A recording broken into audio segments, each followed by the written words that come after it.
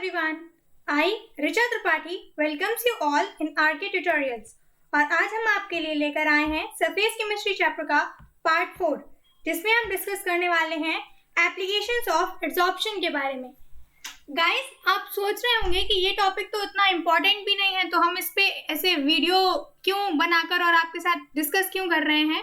तो let me tell you one thing कि जब से सीबीएसई बोर्ड में एमसीक्यू का सिस्टम स्टार्ट हुआ है तब से हम ये कह नहीं सकते कि कौन सा टॉपिक बहुत इंपॉर्टेंट है और कौन सा टॉपिक बहुत इंपॉर्टेंट नहीं है। तो एप्लीकेशंस ऑफ एड्सॉर्प्शन के डिस्कस करना इंपॉर्टेंट है क्योंकि इससे 1 से 2 नंबर में पूछा जा सकता है। ओवरऑल इस चैप्टर से 5 मार्क्स का पूछा जाता है और इस टॉपिक से 1 से 2 मार्क्स का पूछा जा सकता है।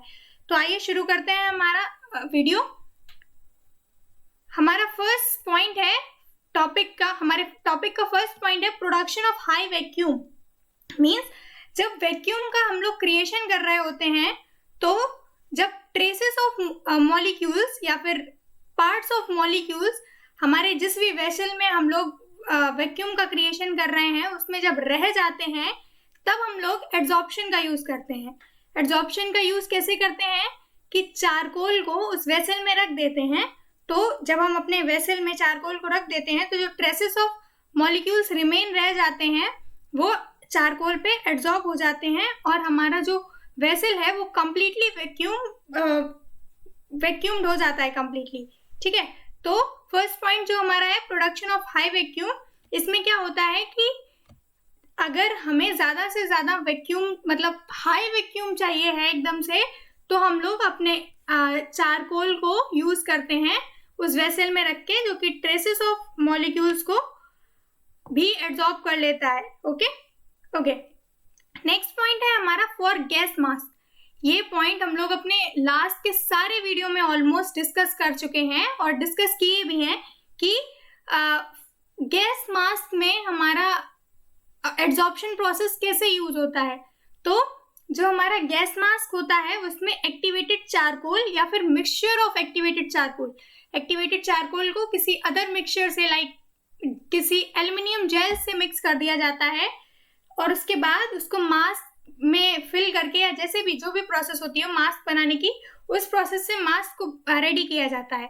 फिर हम इन मास्क को यूज करते हैं क्योंकि हमारे एटमॉस्फेयर में जो टॉक्सिक गैसेस प्रेजेंट हैं जैसे कि कार्बन डाइऑक्साइड हो गया, सल्फर मोनोऑक्साइड हो गया, सल्फर डाइऑक्साइड हो गया, इन सारी गैसेस को हम इनहेल ना कर सकें और अगर हम इनहेल करते हैं तो ये हमारे लंग्स को अफेक्ट करती हैं।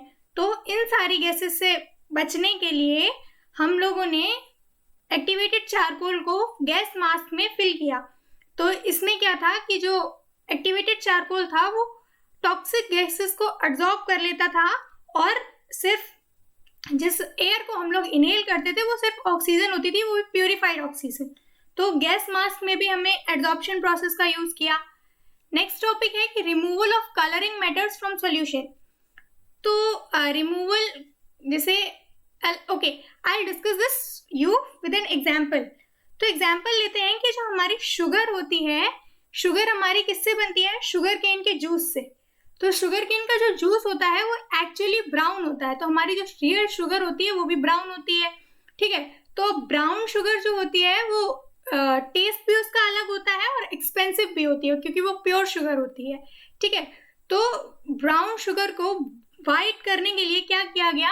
एड्सॉर्प्शन प्रोसेस का यूज किया गया। ये कैसे हुआ कि हम लोगों ने बेड्स क्रिएट किए और सॉल्यूशन को, beds in the sense adsorption के स्पेशली डिजाइंड वेसल्स होते हैं जो मेनली एड्सॉर्प्शन प्रोसेस के लिए यूज हुए थे। ठीक है, उसमें इस तरह से एक वेसल को डिजाइन किया जिसके दोनों तरफ एड्सॉर्प्शन प्रोसेस चल रही थी और बीच में से हमने अपना सॉल्यूशन फ्लो करवाया। तो हमने अपना जब सॉल्यूशन फ्लो किया तो जितना भी कलरिंग मैटर था एनिमल चारकोल ने उसको एड्सॉर्ब कर लिया और हमें अपना प्योर सॉल्यूशन मिल गया और वो प्योर सॉल्यूशन कलरलेस था। ठीक है, ओके। तो एनिमल चारकोल ने क्या किया कि हमारा जो जैसे हम लोग शुगर का ही डिस्कस कर रहे हैं तो शुगर का ही आगे फर्दर डिस्कस करते हैं।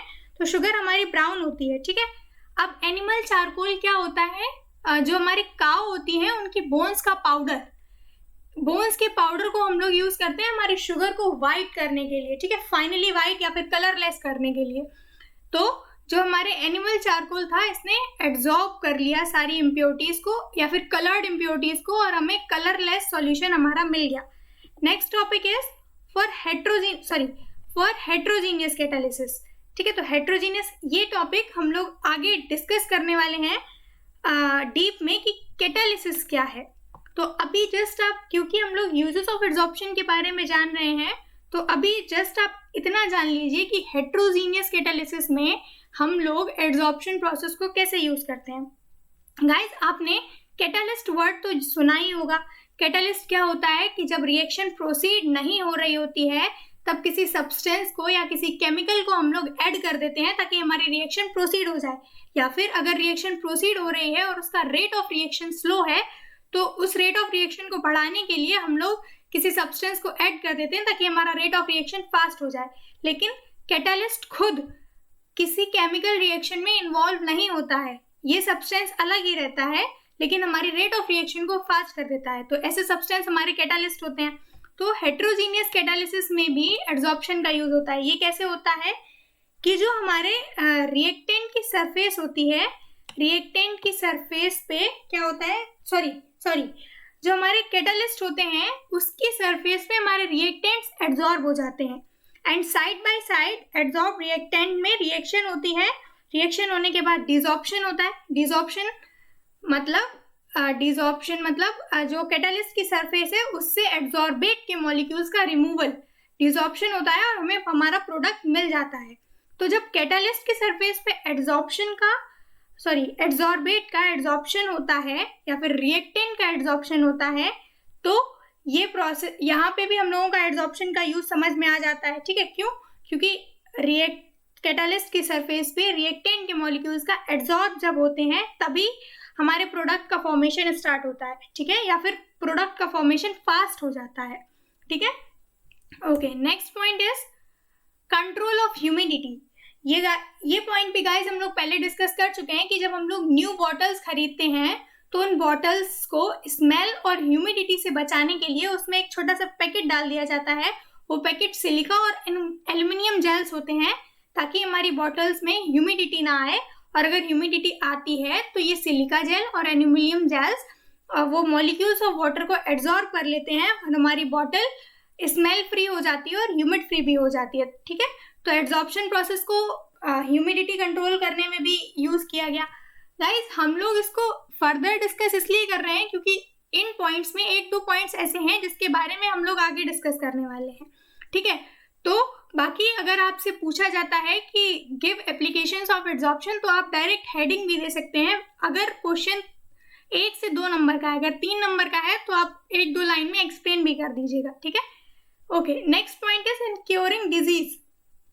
अब डिजीज को क्योर करने में एब्जॉर्प्शन प्रोसेस कैसे यूज हुआ, तो ये तो बहुत सिंपल है। आप देखते होंगे कि हम लोग जब ट्यूब को अप्लाई करते हैं अपने वाउंड पे तो क्या होता है कि जब ट्यूब को अप्लाई किया तो ट्यूब पहले सरफेस पे रहता है, उसके बाद धीरे धीरे अंदर एब्जॉर्ब होना शुरू होता है और जितने भी हमारे चोट में जम्स वगैरह होते हैं उनको मार के हमारी चोट को सही करता है, ठीक है। तो क्या होता है कि number of drugs are used to kill germs by getting absorbed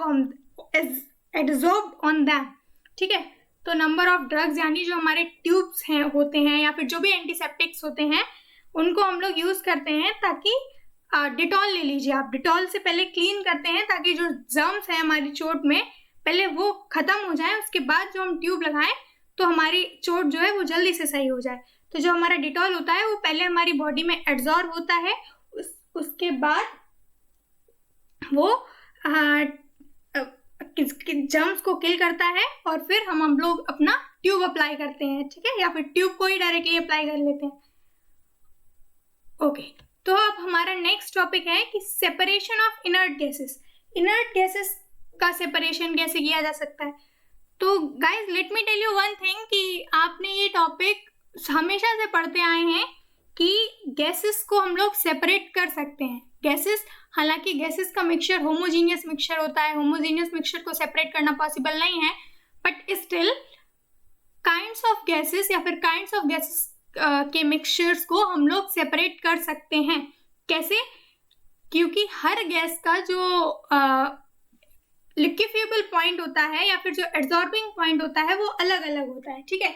तो मोर लिक्विफिएबल गैस एड्सॉर्ब फास्ट, मतलब लिक्विफिएबल पॉइंट को छोड़ते हैं, क्रिटिकल टेम्परेचर पे आते हैं। ये वर्ड तो आपने सुना ही होगा कि जिस गैस का जितना ज्यादा क्रिटिकल टेम्परेचर, वो गैस उतनी ही जल्दी एड्सॉर्ब होगी, ठीक है। तो अब इसको कैसे यूज करते हैं कि जैसे मान लीजिए कि हमने अपने 2-3 गैसेस को या फिर 4-5 गैसेस को मिक्स कर लिया, अब हमें अलग अलग करना है हर गैस को। तो हम क्या करते हैं कि कोकोनट चारकोल का यूज करते हैं। इसमें कोकोनट चारकोल को अपने उस वेसल में रख दिया जिसमें हमने अपने गैसेस के मिक्सचर को फिल कर रखा है।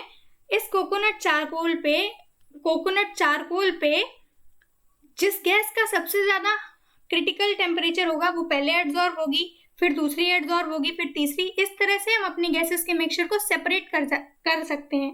ओके, आई होप आपको समझ में आ रहा होगा। अगर आपको कोई भी डाउट है तो आप कमेंट सेक्शन में जाकर हमसे पूछ लीजिएगा, ठीक है। Next point is adsorption indicators. अब मतलब एड्सॉर्प्शन इंडिकेटर्स मतलब कि जो एड्सॉर्प्शन प्रोसेस है इसको एक इंडिकेटर की तरह यूज किया जाता है। इंडिकेटर की तरह मतलब कि जो हमारा सॉल्यूशन है या फिर जो भी हमारा मिक्सचर है, इसमें जो हमने अपने सब्सटेंसेस को यूज किया है वो एक्चुअली वही सब्सटेंसेस हैं या नहीं। या फिर यूं कह सकते हैं कि जब हमारे एग्जामिनर्स आते हैं प्रैक्टिकल के टाइम पे तो वो हमसे कहते हैं कि ये सब्सटेंस हमें पहचान के बताइए कि इनमें इन केमिकल्स में क्या क्या सब्सटेंस यूज हुए हैं। तो ऐसे सब्सटेंसेस को पहचानने के लिए या रिकॉग्नाइज करने के लिए हम लोग एड्सॉर्प्शन इंडिकेटर्स का यूज करते हैं। जैसे कि क्या होता है कि surfaces of certain precipitates such as silver halides have the properties of absorbing some dyes। तो जो सिल्वर हैलाइड जो होता है इसकी एक प्रॉपर्टी होती है कि ये कुछ डाई को एब्जॉर्ब कर सकता है और उसके बाद हमारे सॉल्यूशन को कलरलेस कर देता है और खुद एक करेक्टरिस्टिक कलर गेन कर लेता है। वो करेक्टरिस्टिक कलर से हम पहचान लेते हैं कि हमारे जो सॉल्यूशन है इसमें कौन सी डाई यूज हुई है, ठीक है। तो सिल्वर हैलाइड को अगर जैसे डाई को, ये जो जल्दी डाई को जो रिकॉग्नाइज करता है वो होती है इओसिन, फ्लोरोसिन, इस टाइप की जो डाइज होती हैं इनको सिल्वर हैलाइड की सरफेस पे ये एब्जॉर्ब हो जाती हैं और हमारा जो मिक्सचर होता है वो कलरलेस हो जाता है, लेकिन हमारा ये सिल्वर हैलाइड प्रेसिपिटेट ये कलर्ड हो जाता है। इससे हमें ये पता चल जाता है कि एड्सॉर्प्शन प्रोसेस हुई है, ठीक है। तो ये भी एक एड्सॉर्प्शन इंडिकेटर हो गया। Next point is in chromatographic analysis, ठीक है। तो इसमें क्या होता है कि in chromatographic technique for purification used in analytic and industrial field is based on the phenomena of adsorption। Okay, chromatographic technique industry वगैरह में प्यूरिफिकेशन के लिए इसको यूज करते हैं। मतलब अब मैंने आपको बता ही दिया कि इंडस्ट्री वगैरह लेवल पे हमारी जो शुगर